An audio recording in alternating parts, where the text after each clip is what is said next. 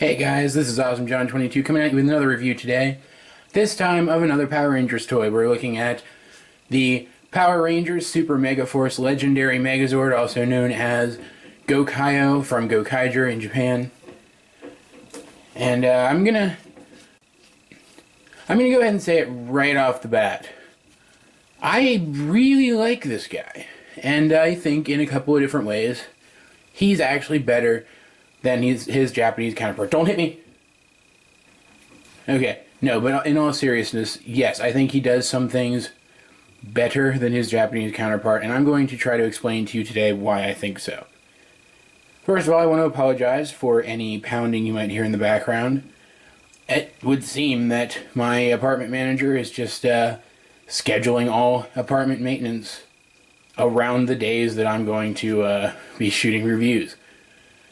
It shouldn't be too loud, though. I've got all the windows closed. It seems like somebody's hammering outside is what the problem is.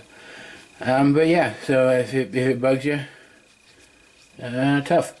So let's take a look at this guy. First of all, we're going to break him down into his individual components and take a look at them separately through the power of jump cuts.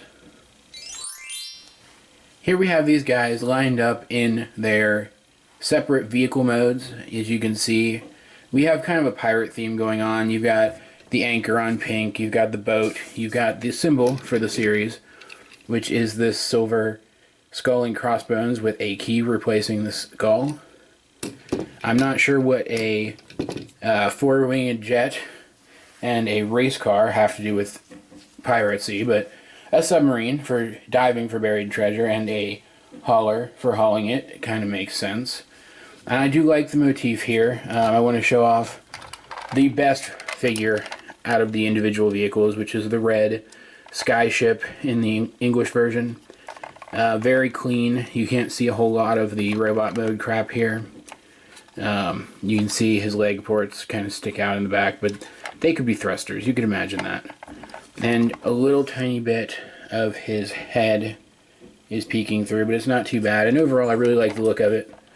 The other figures are a little more plain, but it's alright. You have yellow here, which I want to point out, on most of the figures, this symbol here is not painted silver. I have painted it silver myself. On pretty much all of them, actually. In fact, I think red was the only one who had any, and it wasn't even on all of it. The one on the side wasn't painted. But yeah, you have this. I like the detailing. It looks like wood paneling, which is kind of cool. The cab looks like a treasure chest. But it does have these ports sticking out of it in two places. Pink is a very similar design, as they're obviously both the legs. But I really like the look of this. We've got kind of this boot look here for when it's a leg. And we've got this really cool anchor pattern on the front. You can see where I painted in the Gokaiger symbol on both sides. And again, it has both of these ports. The blue Zord, which is a jet, is actually, they've changed the colors around on a couple of these guys a little tiny bit. This one I think is the best. His four wings in the Japanese version are different colors from the top layer to the bottom layer. On this they uniformed him up and I like it a lot. You see he's got a cannon on the front for shooting people. And this up here is very clearly the helmet for Megazord mode, but it's alright. It looks inconspicuous enough. And then we have the racer. Why they need a racer, I don't know. It's whatever. Forgot to fold that up. You can see nice gold here and here. A hand clearly sitting there. A symbol on the bottom that I have not painted. It's low enough that I figure it's going to scrape it off when he rolls. And they do roll well. All of them have wheels, even the boat. They do roll really well. It's still actually a good shot of them. But yeah, these guys are cool. They've got a cool pirate motif going on that is not at all mentioned in the English version. And I don't think it's mentioned too often in the Japanese version after the first few episodes, honestly. Though I haven't watched all of it yet. I probably should. Both series are actually pretty good. I mean, sprinkle a little extra cheese on Sentai and you've got Power Rangers anyway. But I actually am kind of liking Super Megaforce. It's pretty epic for the most part. And the backstory they give their 6th Ranger, I don't know how close it is to Gokaiger, but he's pretty cool too. And I want to show off real quick while they're in their individual Zord modes one of the accessory Zords from this season, so you can see how they scale together. This is the Mystic Force Dragon from Power Rangers Mystic Force as a Gokaiger toy slash Power Rangers Super Megaforce toy, and as you can see, he scales pretty well with the other figures, except, you know, he should have been a lot bigger, really, since he was a combination of 4 Zords. But in this version, he's just 1 Zord. And we'll see why he's here in a minute. And moving off to the side, let's get these guys combined together. And as they are Power Rangers slash Sentai, they're not super difficult, but they're kind of interesting. This guy, in the Japanese version, this whole assembly would have had to remove and then reattach here. In America, it just folds up, which I really like. I think that is definitely one of the huge improvements between this and the Japanese version. Set that there, go to pink, we fold this up, fold this out, and that's it. Very simple.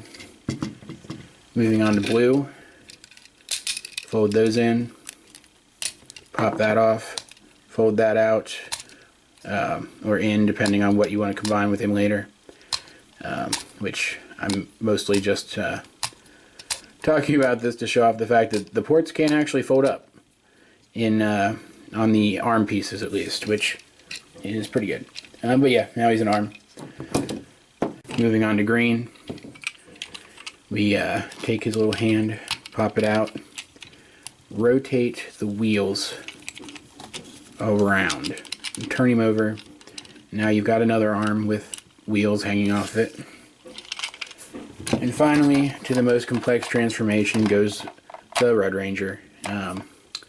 We take these and kind of split them in half.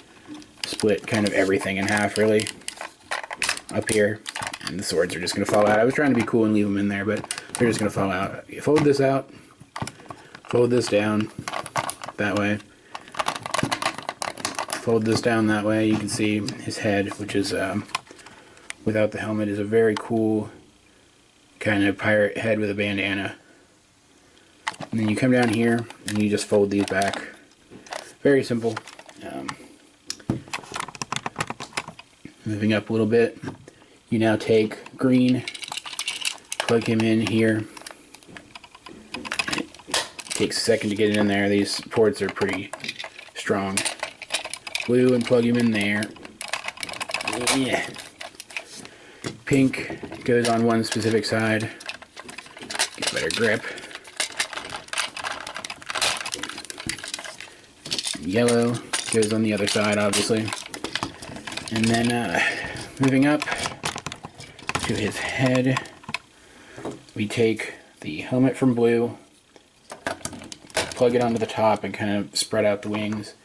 And now we have the legendary Megazord slash Gokaiger in all of his glory, and I think he looks really cool. I think in terms of the proportions, in terms of the color scheme, in terms of the whole design overall, he looks really good. He looks about as good as any of the best recent Megazords we've gotten. He does have his twin swords, which are pretty small. This one has the sail from vehicle mode on it, and therefore can only go in this hand that has room for it to slide into place. And I put it in backwards. Fumble counter is going to be high today, guys. And on green here, we can see this one can just plug into his hand. And now he's dual wielding these, what do you call them? Cutlasses, I think. And they're a little short, but I think they look alright. And you can see he's got the cannons on his shoulders. The sail folds up to be a cool symbol on his chest. I really like it. The only thing I don't like is the pegs that are showing on yellow and pink. It's really annoying. But I understand why they're there. In the Japanese version of this, to give a quick explanation, for the gimmick, all five all 5 of the Zords would open up to reveal other Zord components within them. This one doesn't do that. This one just uses that peg system that we've seen on past Zords already. And I think that's brilliant, because it allows for universal compatibility between the limbs on this guy and the limbs on other Zords, and I think it's absolutely fantastic. To demonstrate this, I want to bring in something that may or may not be a preview of a review from next week. Move the legendary Megazord back a bit, take this guy, pop off one of his arms, pop off green, pop it on. It doesn't look perfect, but it is definitely a cross combination of Zords from different series combining together. And I think it's pretty freaking cool. Trying not to knock everything over here. Also, I want to talk about another complaint that people often have about this figure compared to the Japanese version, and that's its size. By showing you a size comparison of him and his friend here. This is a toy from the Megaforce era. This is a toy from the Super Megaforce era. Putting his arm back on, because I'm a doofus and forgot to do so. You can see they're about the same height. This is about the standard height of a Megaforce Megazord, so I like the scale. Do I like that they scaled them down at all? Not really, but I like the scale to stay consistent now that they have. Moving on to the third complaint, aside from the fact that it doesn't open up and the fact that it's smaller. A lot of people say that the plastic feels kind of cheap. Yeah, it does. I'm not gonna defend that one. It just does. But it's not that bad. It's got some good weight to it. The paint looks really good. The colors look really good. It looks really pretty freaking good. So its cheapness, if you could even call it that, because I think it puts enough weight into itself to make up for it. Its cheapness doesn't really detract from the figure at all. In fact, it makes it a little more appealing because the price gets lowered. Now, to discuss that gimmick that we've been talking about, or that I've been talking about, I guess, since the very beginning of this video, let's take a look at the back of the figure real quick. As you can see, it still looks pretty clean from the back, except this giant wheel. What is the giant wheel for? Well, on the Japanese version of the toy, you would turn the wheel, and as you turned it, the front of each of these Zords would swing open, revealing something on the inside. For just the basic toy, it would show decals of cannonballs in the arms and legs, and it would open up and reveal a cannon in the chest. And it would imply that the cannonballs were rolling into the cannon and shooting out of the cannon. Obviously, it's not a wheel on this toy. It's just a fixed piece of plastic. Doesn't rotate because, as I mentioned before, these individual Zords do not have opening panels. So instead, what they did is they incorporated the other gimmick of the season, the Ranger keys, or I'm not sure what they're called in Japanese, but they're called Ranger keys here. And this is the Red Zeo Ranger key. You can use any key you want. They're very easy to transform. You just fold the arms up and then flip the legs up, and now you have this little key. Teeny tiny, if it'll focus. There you go, little teeny tiny logo for that Power Rangers season. Then you come up here, I think you get it that way. Put it in, and when you rotate it, it'll pop the chest open. The chest still does open. So let's see what happens. There's no cannon in there, is there? Huh. Well, either I lost my cannon, I didn't lose my cannon, or it didn't come with one. And that is the first real issue I have with just this base toy, is that it doesn't come with the finishing weapon used in the series. Yes, they'll use their swords probably more often than they use their cannons, but the cannons should be there. It should be there, and it's not. It bugs the crap out of me. But having this opened up allows us to show off the other gimmick, which is to combine with past Zords. So first we need to get it all ready. By folding those down, I'm using... I'm using the Mystic Force Dragon as the example, because I really like the Mystic Force Dragon. We're just gonna, first of all, I want to show you can integrate the key gimmick into the dragon. Loosen his wings here. Take the key, plug it in here, and his wings flap, kind of. It's really inconsistent. Let me show you from the front. See, they like want to flap at different speeds and at different times, but they flap. It's okay. It's not a great gimmick. And I will do an individual review of this guy at a later date, as well as all the other accessory Zords. Right now, we are just showing off the combination gimmick so that I can draw comparisons between it and the Japanese combination gimmick. So we take these pieces with the wings on them.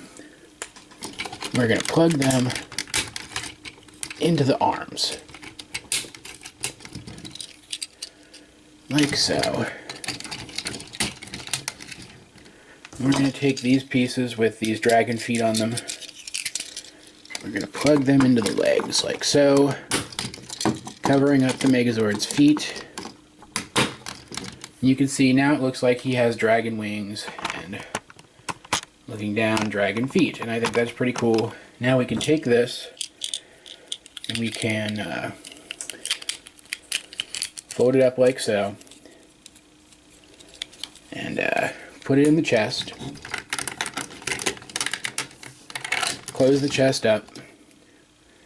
And if I've done this right, there's a good chance I haven't. We can come here,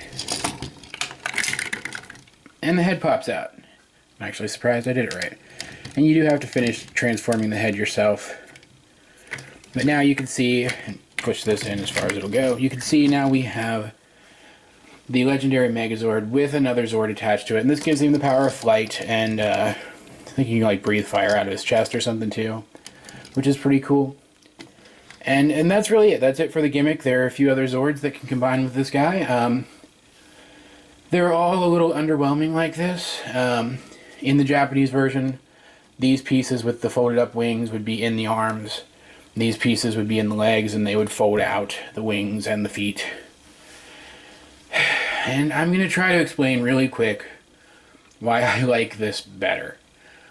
I like this better because not only does it mean we don't have panels hanging off the sides of the Zords, but we have these universal joints all over the place. Once we start getting more Zords, with these joints on them from future Power Rangers releases, we'll have this almost Mugen Bainian level of combination possibilities, and I love the idea of that. So I think anyone who has any interest in Power Rangers should absolutely pick this toy up. It's relatively cheap. The accessory toys are relatively cheap. The season of the show it comes from is actually pretty damn good. I think it's great. I can't really see a downside, except maybe that this bit sticks out, but you can fix that. It's really easy. For articulation, do I even need to say it? The arms move, that's it. I like it. I give it a pretty high rating. Check it out for yourselves. Maybe pick one up. But yeah, this has been the Power Rangers Super Megaforce Legendary Megazord. Hit the like button, subscribe, leave a comment down below if you're so inclined. In the description down below, there's a link to my collections video. Check it out if you see something you'd like me to review. Let me know and I'll see what I can do. This has been Awesome John 22, and I will talk to you guys later.